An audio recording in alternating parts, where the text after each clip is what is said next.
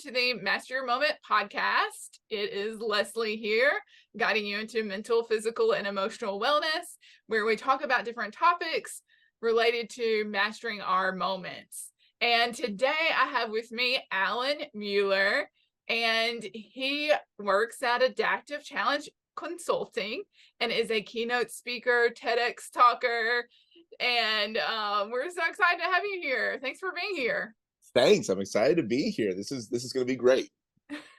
All right. So, Alan, can you share a little bit about your journey into the world of consulting and specializing in adaptive challenges? Yeah. So I worked in what's called student affairs for about 20 years. And if your listeners don't know what student affairs is, it's the things that make colleges and universities tick outside the classroom. So it's the career center, it's the residence halls, it's the fraternity and sorority office, the clubs and orgs office, the multicultural center, all those things that make a university or a college feel like a living experience. And so I did that work for 20 years, and I also taught future leaders in that field, future deans of students and directors of career centers. Along the way, I realized that a lot of the skills I was using, a lot of the things I was doing for student leadership programs in particular, would be valuable to corporate types and to my colleagues and to nonprofits and to people who are of post-college working age kind of thing. So about in 2014, I started doing that with some more regularity. And about two years ago, I decided to take a leap of faith and do it full time. And so, the Adaptive Challenge Consulting, there's a book I read in grad school, and I went to grad school a lot, three times, in fact. They've cut me off. There's no more. And I read this book about technical challenges versus adaptive challenges. And technical challenges were things that are like, oh, how do I do this particular equation? Okay, I'm going to use a spreadsheet. Or how do I make cheeseburgers more efficiently? I'm going to invent the McDonald's double press grill, or technical challenges. But adaptive challenges are the ones involving people that have feelings and emotions and culture and make up our organizations. But the challenges are squishier and harder to just, fix with a spreadsheet, right? Or fix with an easy technical solution. And so I work with organizations, and it's hilarious because some of the things that one might do with college students on like a high ropes course or a low ropes course, some team building activities, some of those things at their root, when you kind of understand them, you can use with CEOs and get amazing learning out of it. So I told a student of mine recently, I used to do a leadership program called Sprout, which was like a metaphor about a tree growing. And they said, so what does your consulting team do? And I said, it's Sprout for grown-ups. and they were like, really? And I said, well, kind of, yeah. It's how do we explore leadership, and how do we explore it in an experiential way that makes the learning stick? I use the Myers-Briggs and other tools like that, which I think you and I talked about a little bit. Yeah. And so that's sort of how I got into it. It's adapting things that we used for college students to help them learn in their extracurricular and co-curricular activities, and adapting those for folks who are post-college. Yeah, that's really awesome. A few years ago, I went to a place in Alabama and got like a certification for like a low ropes course adventure thing. And it was located at a addiction center. And so I was there with a bunch of other counselors, and we all went through the program together. And it was just so amazing because you actually like physically move your body in a particular way, right? And you're doing things, but it's all connected, like experiential, and it helps you to understand the concept a lot better, I feel like. It does. And at the heart of experiential learning is this idea that I am not the teacher. The experience is the teacher. I'm just the guide.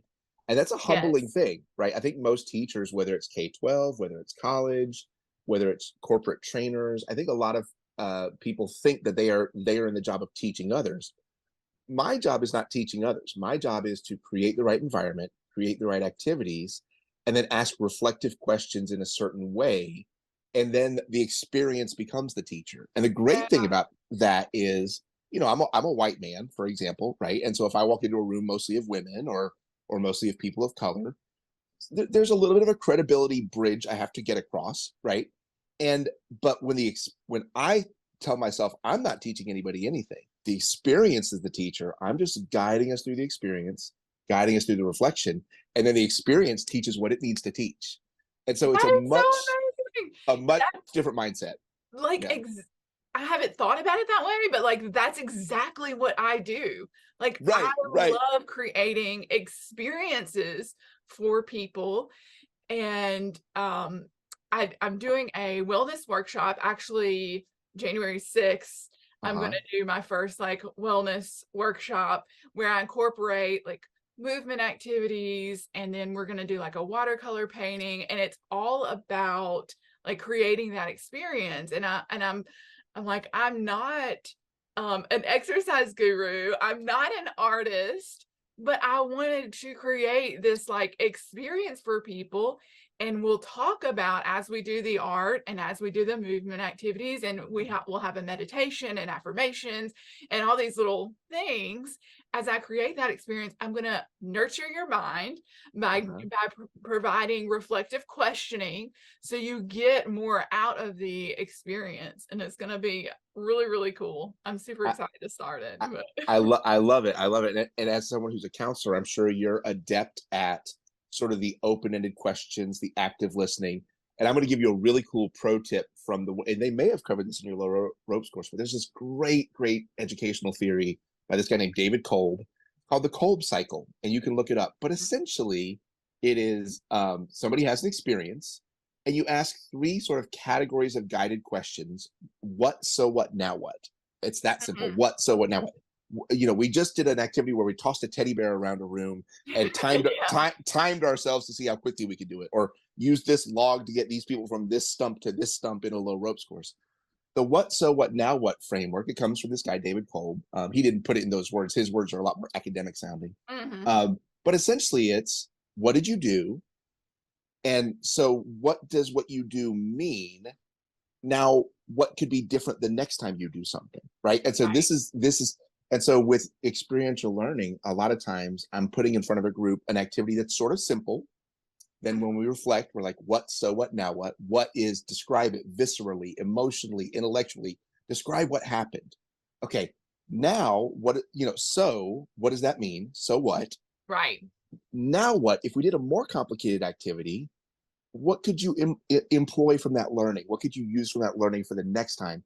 And it's everything from putting together IKEA furniture uh, to Yeah. working on a health plan, to working on learning piano, to but it's, and again, the what, so what, now what reminds me I'm the guide. The experience is the teacher. The Right. experience is the teacher. I'm the guide, and my job is to get the good experience. And the really cool thing is, I'll take a little side step here. Mhm. A lot of times with college students, and sometimes with corporate folks that I work with, I have this activity that I think is going to be like the coolest activity to uncover something about how we communicate. Right. And we do the activity, we do what, so what, now what, and then with the now what, the group starts talking about age diversity, or the group starts talking about self-care. And I'm like, oh, so this is your now what. The activity has taught you something I wasn't planning, but instead Right. of instead of me saying, okay, everybody, let's get back on topic. No, no, no, no, no. This is the new topic. And the activity has taught y'all something that I wasn't counting on, I wasn't planning for. But my Right. job is to go along with it, because it's probably more Exactly. powerful than me saying, oh, let's get back to the topic. The topic's communication. If they do this activity and it teaches them something about cultural humility or something, I'm like, yeah, let's roll with it, my I friends. feel like Let's that helps them take ownership of their learning and of Yes. figuring things out, because then they're like, well, this is my idea. This is how I created this meaning from it, right? It does. It does. And it demystifies. And I've even done this. I taught graduate students. I taught in last year, I taught full time in the Department of Human Development and Psychological Counseling. So all the other professors were teaching future counselors except me. I was teaching future college administrators, but we were just in that department, right? But Right. everybody else was K-Crep and all that jazz. And I mean, it does, all learning environments sort of have a power imbalance, right? We're conditioned to Mhm. like Yeah, perform for our teachers, right? And this philosophy defuses that. It's like, you know what? it does. You don't have to perform for me. I'm not going to grade you. I'm not going to judge you. When I teach graduate students, sometimes I say, I don't believe in grades. And they're like, what? And I know. they get the cold shakes. And I'm like, well, the rest of the world after college doesn't have grades. So let's simulate that instead. Yeah. Exactly. I Yeah. think that's awesome. So, what do you think that it might mean for us to be able to master our moments in the context of adaptability? Oh my gosh. So one of the things that we talked about a little bit online was the Myers-Briggs, right? Yes. And I could do a whole session on the Myers-Briggs, but just the short version is that there are some personality types for whom adaptability is just like breathing for them, right? So I'm an ENFP, extrovert, intuitive, feeling, perceiver. And when someone gets intuitive and feeling together and then adds perceiving on the end, all of a sudden you've got people who are like improv comedians, right? People whose life is about improvising and flexibility and options. There are lots of other personality types, those that end in J broadly, judging, that are a little more oriented towards closure, towards having a relationship with one's to-do list. I have a to-do list, but I would never describe myself as having any kind of relationship with my to-do list. Nor do I regularly, if I've done something that should have been on my list, I never go retroactively at it for the joy of marking it out. But Yeah. but but some people who have that J Yeah. at the end are have that preference. And And that's then probably what I would do. yes, Be yes, like, yes. yeah. And and um and so people with the J, but then also in the middle letters, like I think you mind me sharing what the Yeah, types you sure. shared Yeah. with me? Okay. Yeah, so you're an intuitive feeler like me, right?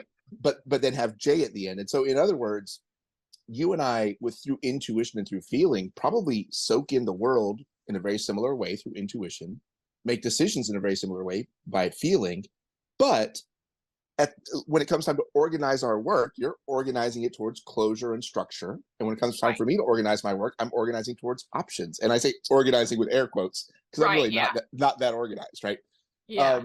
And so one of the things when it comes to mastering a moment is I do a lot of teaching and coaching about innovation.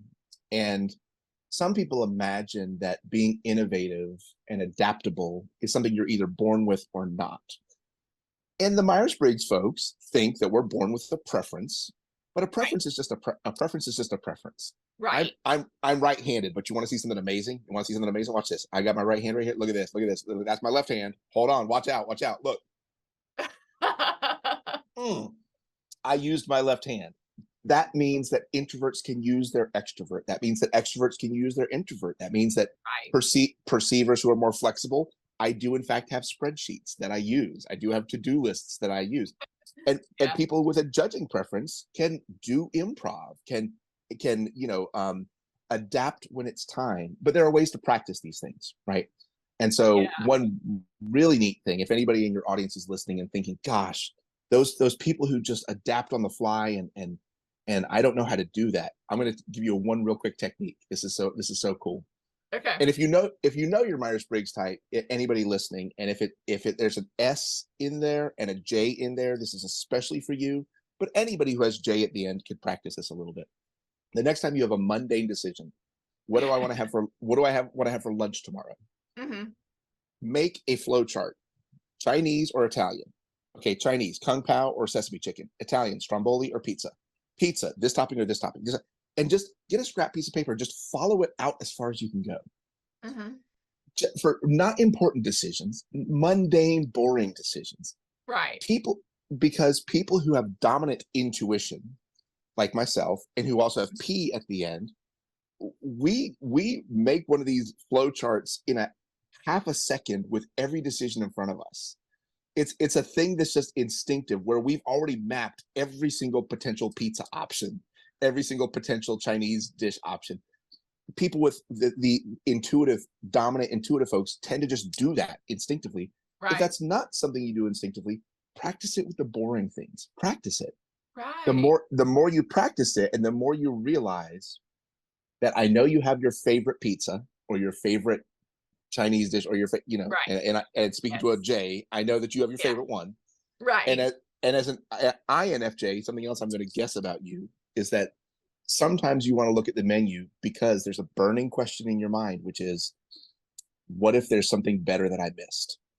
Right. Yeah. What if there's something better on the menu that I'm going to miss out on? Like the INFJ thinks about that a fair amount usually. Yeah. Hmm. And so sketching out options. If you're not an option oriented person, if you're not an sort of a dreaming, innovative style person, you can practice it. It's a muscle. It's like Yeah. a second language. And one of the easy ways to practice it is those little decision charts on boring, not important things. But just practice it, because then the next time any decision, a small decision, a big decision shows up, your mind will go, ah, two options becomes four, four becomes eight, eight becomes 16.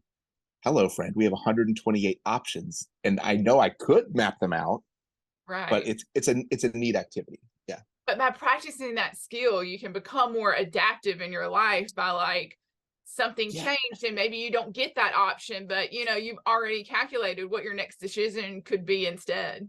Exactly. And the thing is, a lot of times people that, when something doesn't go according to plan, for some Myers-Briggs types, especially those with J, those with S, T, and J, but if something doesn't go according to plan, you kind of get thrown and you kind of get off track, and you got to resettle and etc.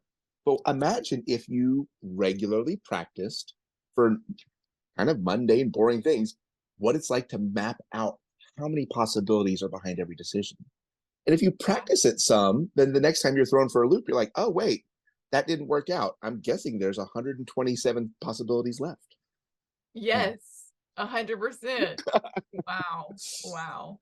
Yeah. Okay. So we did mention, the technical versus adaptive challenges that where you were inspired by that particular Yeah. book. How can recognizing the differences between these challenges impact your approach to problem solving and adaptability?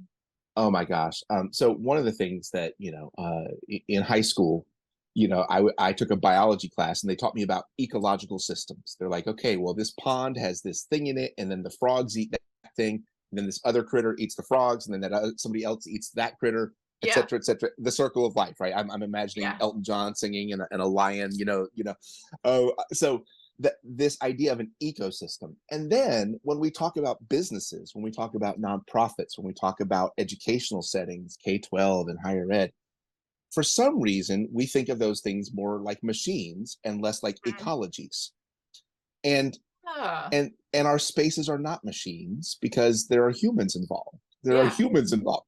Our environments are ecologies. Everything about it's an ecology. If you have a supervisor who's toxic, that impacts the ecology, right? If you have a supervisor who's amazing, that impacts the ecology.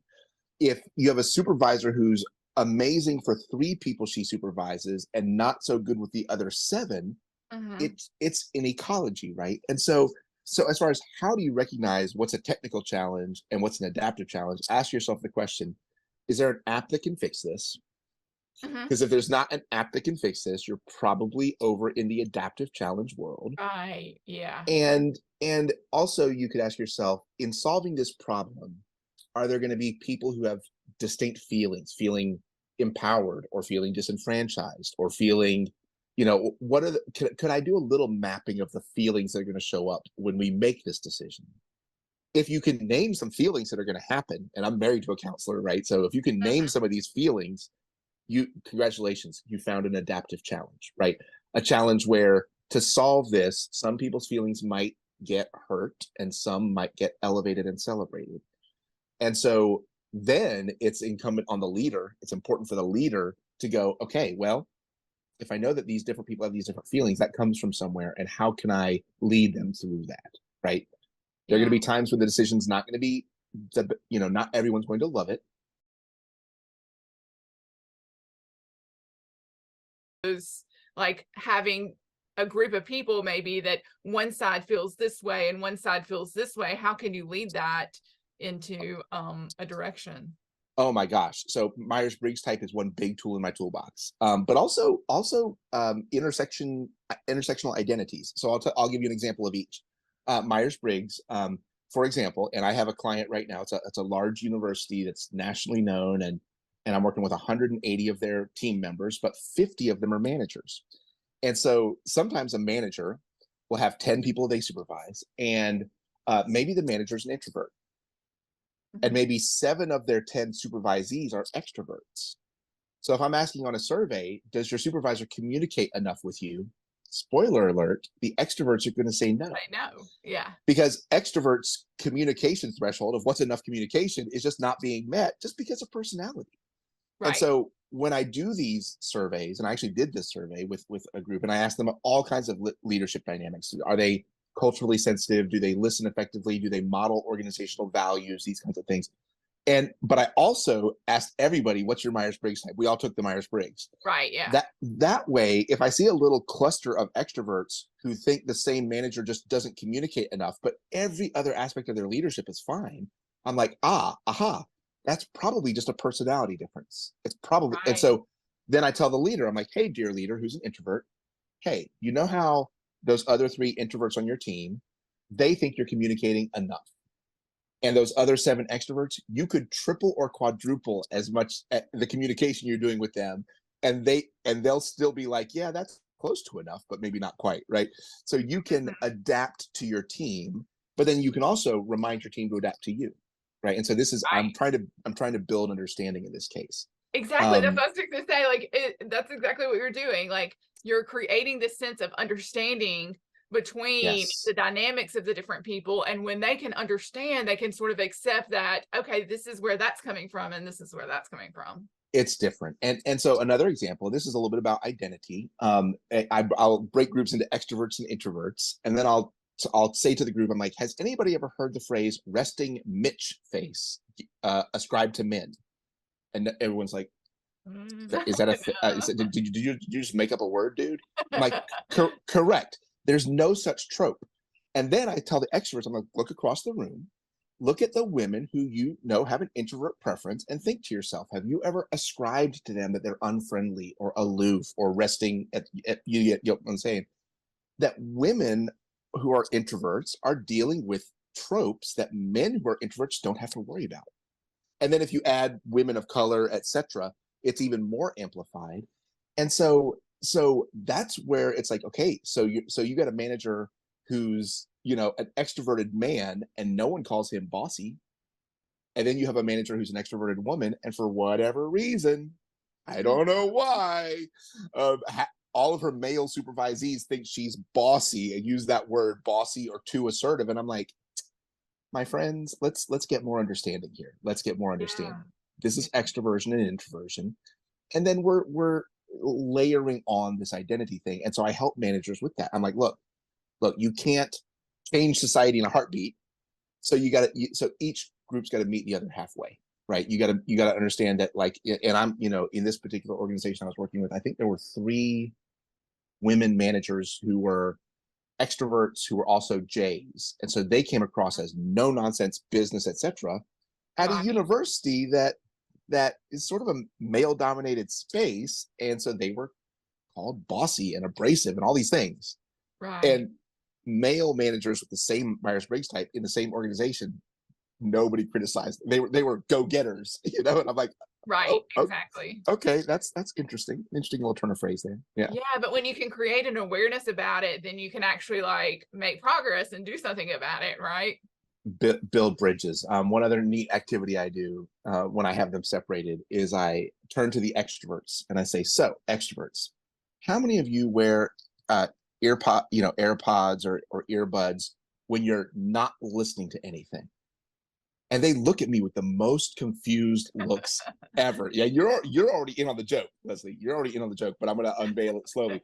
They look at me. They start looking at each other. They're like, why would anybody put headphones in and not listen? Like, that's the purpose of the headphones, is to listen to things. Then I turn around to the other side of the room and look at the introverts, and before I can even get the question out, 3/4 of them are like raising their hands slowly.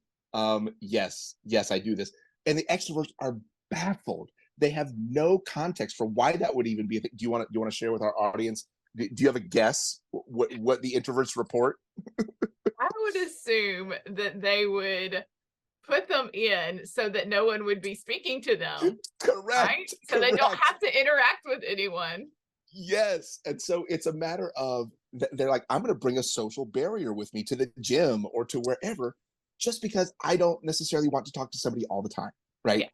And so when the extroverts realize that, the light bulb goes off and they're like, oh my gosh, you actually spend time and energy and effort to think about bringing a social barrier with you on the bus or on the train in New York or at the gym in rural Mississippi or wherever you are to create that barrier, right? And so Yeah. it builds understanding Yeah. to do that. Yeah. My daughter, she brings a book with her, and that's her social barrier. So Yep. at school, anytime because she's extremely introverted and very shy, and she just has her book with her, and no one talks to her, and she can be Yep. a complete ghost in this school, so that Yep. she can just stay in her own little world and read her book. Yep. Yep. Another tool. It's important. And two, introverts lead a more complicated life than extroverts, and Isabella Briggs Myers, who wrote the Myers-Briggs, Mhm. she even talks about extroverts as having sort of privilege. And when you think about it, if anybody who's been in high school and gotten a syllabus or college and gotten a syllabus, every time as an extrovert, every single time that I would see on a syllabus, class participation, you know what I thought to myself? Yeah, free points. Woohoo, free points. Oh yeah. I'm guessing, well, I know many introverts, their Mhm. mind goes one of two ways. Their mind goes, oh my gosh, how much talking am I going to have to do to get those points? And, Yeah. or do I really need those points? Could I get the grade I need without those points? Yeah. And there's this mental energy and also sometimes anxiety, anxiousness, these feelings that extroverts don't have to worry about because presenting, participating, these things are cherished and celebrated in our culture. And if Right. you're Yeah. not, I'm going to give you one more real quick example. We did a leadership program. It was called Sprout. I mentioned this earlier, and we had a student named Cecilia, and we were, I don't know, 4 weeks in, and it was a really fun program, very interactive, like low ropes type stuff. Hmm. And after week 4, all the other facilitators came to my office and like, Alan, we need to do an intervention for Cecilia. And I'm like, why? They're like, well, she's so disengaged. I'm like, oh yeah, I've noticed she's kind of quiet. And then I paused and I looked at the other 3 facilitators and I was like, wait, extrovert, extrovert, extrovert. Yeah. I looked at myself in the mirror, extrovert. I'm like, wait, Right. has anybody asked Cecilia how she's liking the program? And everybody looked at each other. Nope, nope, we didn't ask. I'm like, hey, guess what? I'll see her in the cafeteria later. I'll just ask her. Yeah. And I'll tell you, I asked Cecilia, I just stopped by and said, Cecilia, how are you liking the Sprout Leadership Program? Oh my gosh. She was like, blah, blah, blah, blah. She was like, it's my favorite time of the week. And I've made all these friends and I'm learning so much. And, blah, blah, blah, blah, blah. And I'm like, yes, yes. Wow. Engagement just looked different for engagement didn't Yes. have to be out loud for her. She was totally engaged, just not the talking way, right? Yeah. So teaching extroverts that important thing is critical. Yeah. I think that's so, I work in a school because I'm a school counselor, and I just feel like that would be so beneficial, just even for teachers to know and understand their students. Because while my child might get sort of lost in the crowd because she is so introverted, and Uh-huh. I know for a fact in some of her classes she's not making the participation grades that she Yep. needs because of her personality. Oh yeah. And I'll give, if there's any educators listening, I'll give you one real practical tip. And this was something that it took some time for me to implement as an extrovert. But anytime I'm leading a classroom discussion, and it's first graders where I'm doing character training about respect, or it's high schoolers where I'm doing a workshop, or it's corporate types, right? When I ask a question for discussion, I don't just ask a question for discussion and let the discussion fly. Mm-mm. I hand out note cards first, little note cards. And then I telegraph to the group. I say, we're going to be talking about this subject. I'm going to be asking for your thoughts around this subject in just a minute. So I'm giving them a little advance notice about a subject. Then I say, so the question is this, write down on your card your answer to this question. Then I ask them a question. What did you learn from this activity? Or what do you think about this? Everybody Hmm. gets a moment to write things down on a card. And then I'm like, so who would like to share? So the key here is that if I had a room of just extroverts, I don't need that card. They don't need that card. Right. When you ask a question in a group discussion, when there are introverts in the room, it's human nature for introverts to, number one, review the question in their head. Number two, think of a rough draft of an answer. Number three, think about how that answer will be heard in the room. And then maybe say it out loud, or a refined version out loud. Mhm. In the time that takes, 10 extroverts have already spoken, right? 10 extroverts have Right. already filled up the room. The note card thing, and if you have educators listening, this is a powerful technique. It takes all of 2 extra minutes, but it's honoring the way that introverts participate, which is, give me just a second to organize my thoughts, my friend, right? Give me, this isn't like how Yeah. extroverts do it, where it's like a competition or like verbal dancing or whatever, right? Mhm. And so that one little technique, you can build a space. And here's a really, really cool thing. If you have people who do education or facilitation, after you've done that a few times, the people who have introvert preferences, the next time when you don't do that, when you just open up a broader conversation, they're going Right. to be more they're going to be more ready, because they're going to know, oh, this environment is safer for me to talk in, Right. right? Yeah. We've created some things that signal, I know you want to collect your thoughts for a second. I know that we don't want verbal competition. And after you've done that a few times, so it's like, meet them where they are, and then Exactly. stretch them a little bit, and then meet them where they are some more, and And then then stretch them stretch a them. little bit. Yeah. And That's I sometimes awesome. That's a great it's tip. it's neat, and sometimes I even ask and this also requires the extrovert to be quiet. While the extroverts Yeah. are writing their note cards, they have to be quiet. Yeah. So I'm stretching them by asking them to be quiet.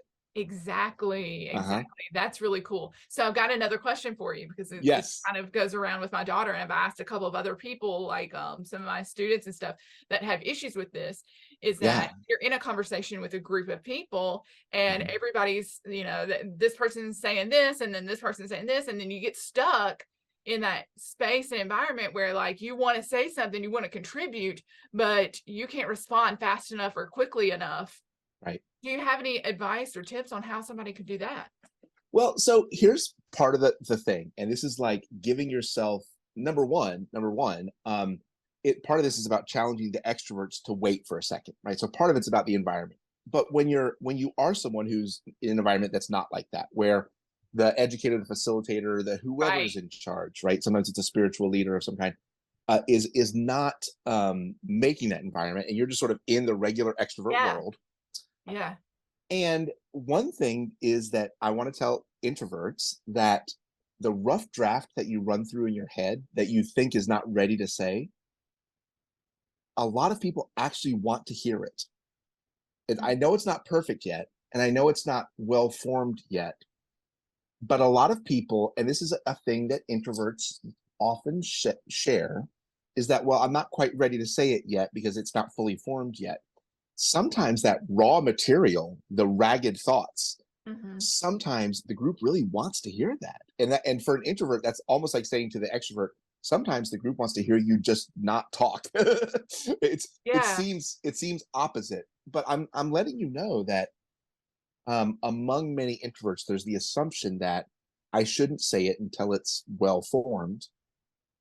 Extroverts don't have that filter, which is why we get foot and mouth a lot more, right? Yeah.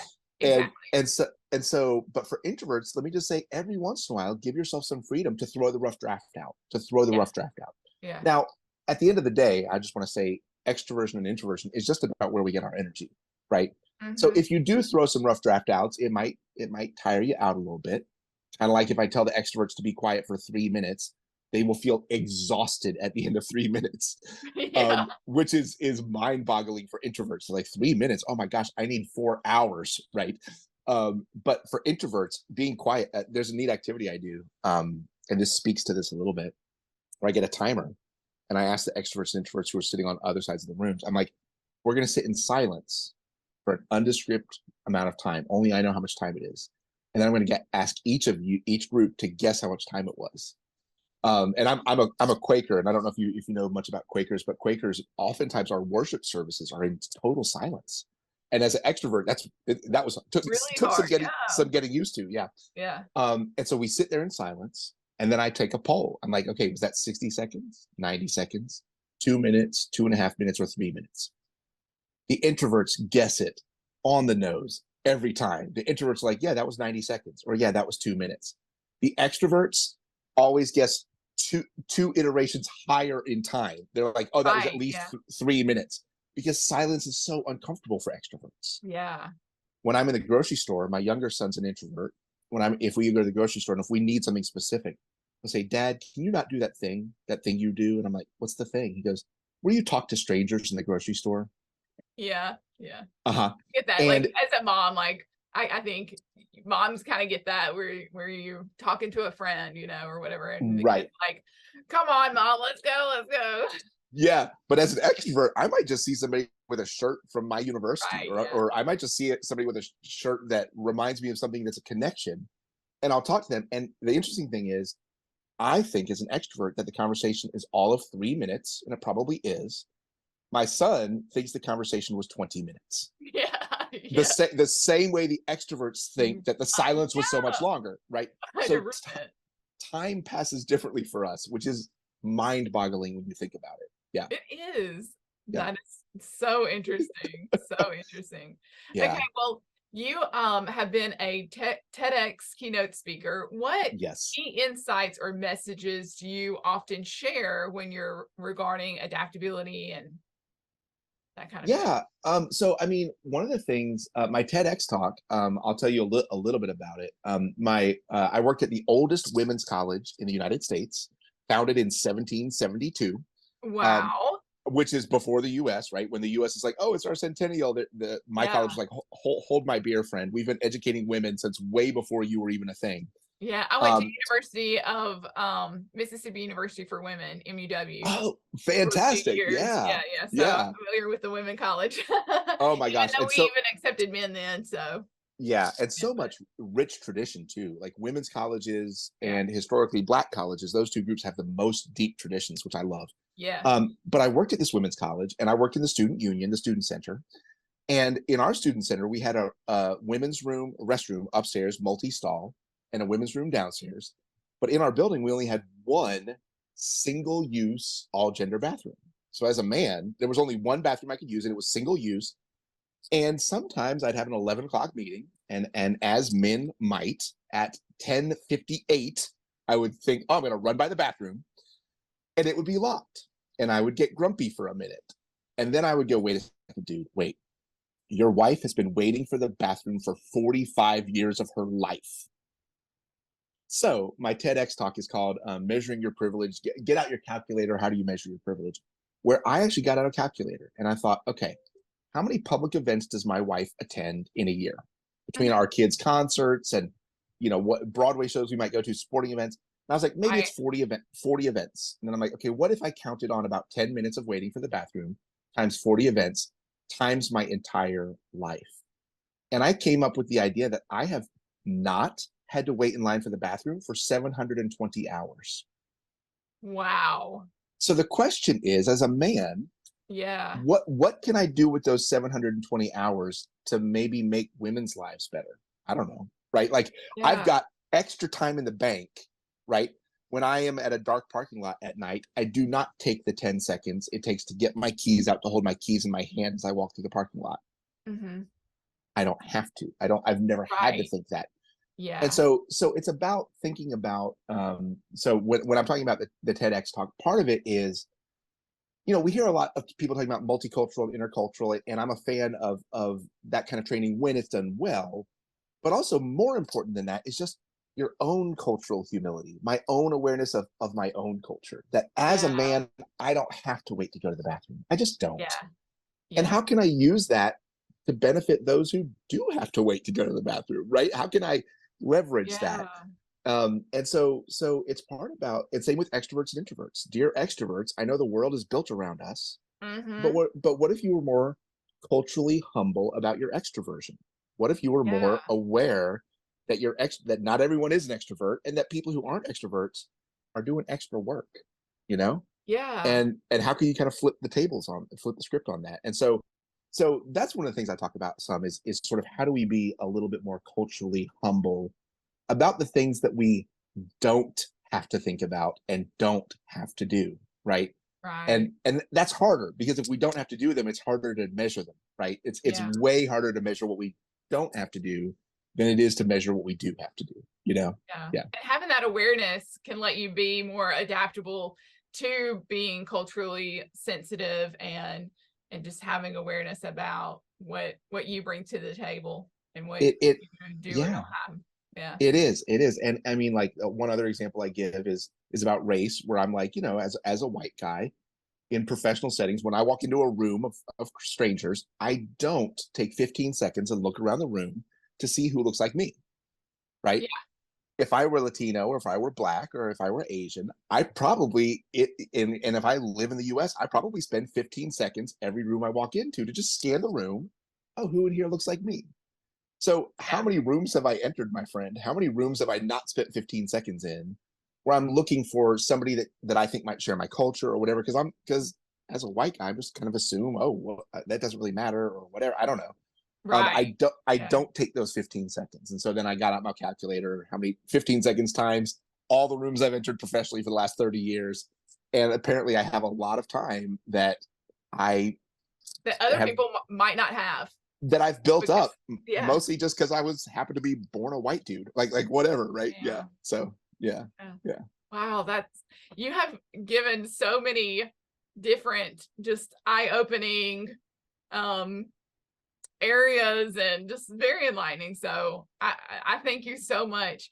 What yeah, are some actual advice that you would offer our listeners about cultivating adaptability? yeah. And so I mean, one thing is, my favorite rock band of all time is Chicago. Y'all know who you. Some of you, if this is a real test of who the Gen Xers and the baby boomers are, because the baby boomers and the Yeah. Gen Xers are gonna be like, yeah, Chicago, and then the millennials are gonna be like, can you tell me one of their songs, right?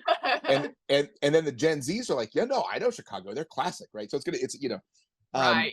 but Yeah. they started as a band in 1967, and they are still touring. So I don't know how many years it's been, 40. I don't know how many years it's been. But their saxophone player, a guy named Walt Parazater, who grew up in Chicago. He's about Romani, which is like an ethnic group from Italy. And he said in an interview once, people are like, how have y'all lasted all this long? How have y'all not gotten in fights? Other bands break up. And he goes, Hmm. y'all, it's not brain surgery, it's music. It's not brain surgery, it's music. So when it comes to being adaptable, one of the things that I tell myself is, this decision that's in front of me 10 years from now, will it feel nearly as important as it does in this moment? Hmm. Right? Will it feel nearly as important? As a Quaker, in the good book, there's an adage about, the birds of the air and the lilies of the field don't worry about tomorrow, right? So why are you worrying about tomorrow? Yeah. and Like and putting things so in perspective, right? That would be putting thing putting it in perspective. Oh my gosh. And so many people, and when I with Myers-Briggs, there's a cluster of about 4 Myers-Briggs types of the 16, 4 in particular, where I really tried to drive this message home. And it's the people who have S for their second letter and J for their last letter. We call these people the guardians. And the Mhm. guardians are great at reminding us when a decision we're making is up against a policy or a law, or it doesn't go according to plan. And for that group, when they're under stress, I need them to think, okay, look, we're under stress because we're planning this event for the donors for the president's, scholarship, whatever, whatever, whatever. And I ordered this flower, but this flower showed up. Yeah. And they freak out. And then I say, Yeah. wait. 5 years from now, 6 months from now, will which flower that was on the stage matter? Will it matter? Yeah. Or Exactly. is there something bigger here that matters more, right? And Mhm. it's harder. And again, of the 16 Myers-Briggs types, there's 8 of them that don't even care. They're like, wrong flowers, okay, whatever, dude. There's 4 of them that are like, wrong flowers, that bugs me, but I'm gonna keep moving. That's you, my friend, right? You're like, you get Yeah. the intuitive feeling, Jay. You're like, those are the wrong flowers. But at the end of the day, that what matters is the speaker, and that the bigger things matter. So it Right. probably bugs you but doesn't derail you. And then Exactly. the last 4 Myers-Briggs types, the guardians, it can sort of derail them if just the wrong flowers show up. And I say just, I don't mean to minimize this, but Right. but I tell that group, I'm like, you've got to imagine 6 months from now or 5 years from now, how much is that going to matter? And it takes practice for them to do that, It because does. it's not their natural type. Exactly. Um, but you know, practicing asking yourself those questions is valuable. Yeah. Yeah, that is so awesome. Well, do you have any upcoming projects or areas of exploration that you're headed in? Yeah, yeah. So one of the things is because I've done so much with the Myers-Briggs. I mean, for 20 years I've been doing this.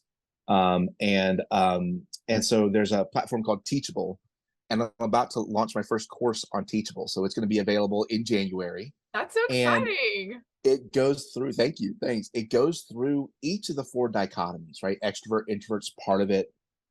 Sensing intuition is part of it. That's how you soak in the world. Half of the world is intuitive and half of the world is sensing. And we soak in the, I in workshops, I show groups this picture and then I ask people to describe the picture. Half the people in the room are cataloging what's in the picture. There's three birds, there's two Right. children, there's this. That's sensing. They're cataloging it. The intuitive people are like, oh, this picture reminds me of the Lord of the Rings or the Hobbit or Ireland or whatever.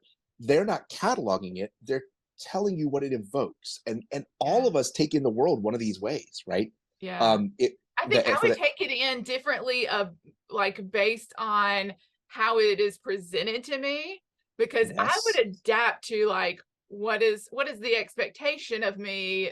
Do I need to be cataloging this or do I need to find this feeling? exactly. And when you're not given that prompt, when you're just sort of Yeah. like, say you went to an Here's a art gallery, picture.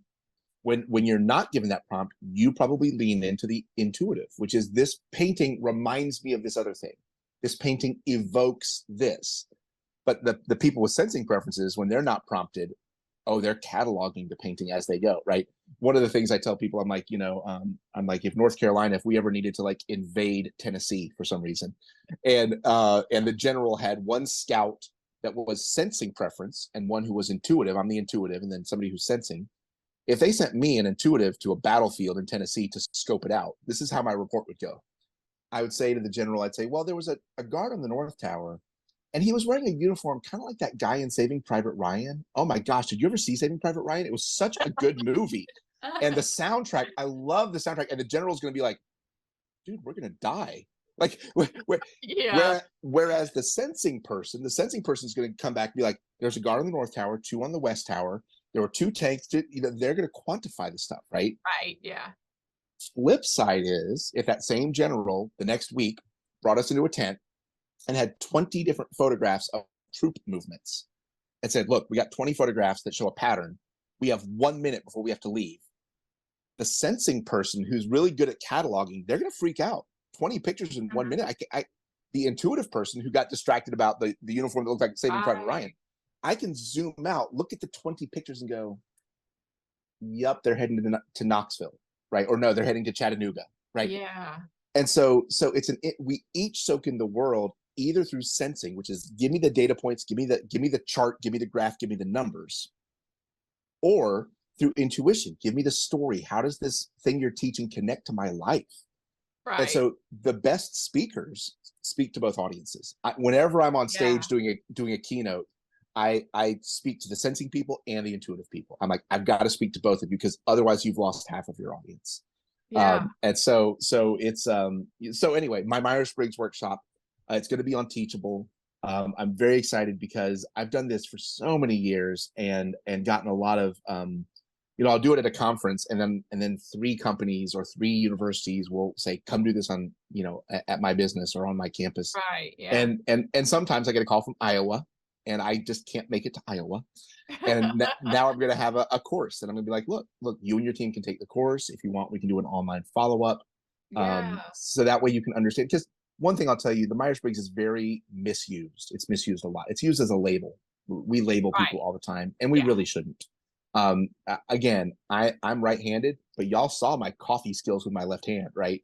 Right. I'm Yeah. right-handed, but I drive a car with both hands. And so it's Yeah. important to remember that if I say you are an extrovert or you are an introvert, that's not what I mean. You're a human. You're a human Yeah. who has Exactly. it. You might have an introvert preference or an extrovert preference. It doesn't limit what you can do. It just tells me where you get your energy. It just tells me Yeah. how tired you're going to be after this activity or how energized you're going to be. It doesn't tell me what you can or can't do. So let's stop those labels, right? The labels are I'm done with the labels. So the Are Myers they Briggs is so much, yeah. are they a little a bit on like sort of a spectrum too? Like And I personally had to sort of adapt too, because when I was growing up, I had two sisters who were just outrageously extroverted, and I Yep. was much more introverted. But then when I married my husband, who's also an introvert, he was even more introverted than me. And then now we have two children who were extremely introverted. But then I have to be the sort of like the extrovert of the family. Hey, come on, Yep. let's go. Let's do da, da, da, da, and Yep. get Yep. everybody up. And that takes a lot of energy out of me, but I've had to adapt to my environment based on that.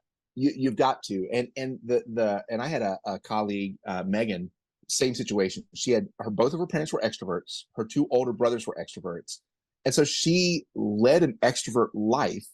And then I went and sent and got her certified in the Myers-Briggs. I had been certified for a few years, but I went and sent and got her trained. And she comes back and almost like she comes to my office, almost like a confession. She goes, Alan, I think I'm an introvert. And I'm like, Megan, I've known that the whole time, but I've also known, and I knew her family sort of. Right. I also know that if you didn't want to have your home alone moment like Kevin, right? Like if you didn't want to get lost, you had to Yeah. speak up. Yeah. And so in some ways, Myers-Briggs types can be like a language. If I moved to Brazil, I'd have to learn Portuguese, right? I speak English and German, but that's not going to cut it in Brazil, right? I'd have to learn Portuguese. My father, who's a German immigrant, speaks fluent English, has no discernible accent, but I think still dreams in German, Oh, right? that's super cool. So our preference is what comes with us, but we can build skill around anything, right? Now, some skills are going to Exactly. tire us out, right? And Mm. some skills are going to energize us. But yeah, and so when you say does it come on a spectrum, the purists in Myers-Briggs think that it does not. They think that it's an on-off switch. They think that just like right-handed and left-handed, most people are either right-handed or left-handed.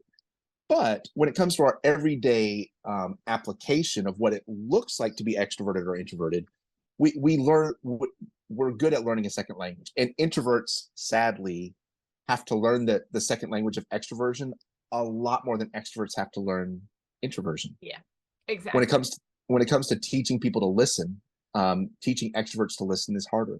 You know? Yeah. Yeah, Yeah, yeah. exactly. Well, I appreciate you coming and joining me on this. Is there any place that people can find you online or get in contact with you if they've enjoyed this? 100%. AdaptiveChallengeConsulting.com. We're also on LinkedIn, Facebook, and Instagram. AdaptiveChallengeConsulting.com is one way. And then also you can find me, Alan Mueller, and I'm on LinkedIn as well. If you're curious about what a workshop would look like for your team or just want to learn more. And again, my Teachable course, I'm almost finished. And so it's due to come out in January. And so it's going to be a lot more affordable way for teams to sort of engage in this kind of conversation, because ultimately this is about building understanding. It's about building understanding, being more patient, and through that, giving each other more grace and patience. That's what it's all about. Yeah. Well, thank you so much. All right. Thanks for having me.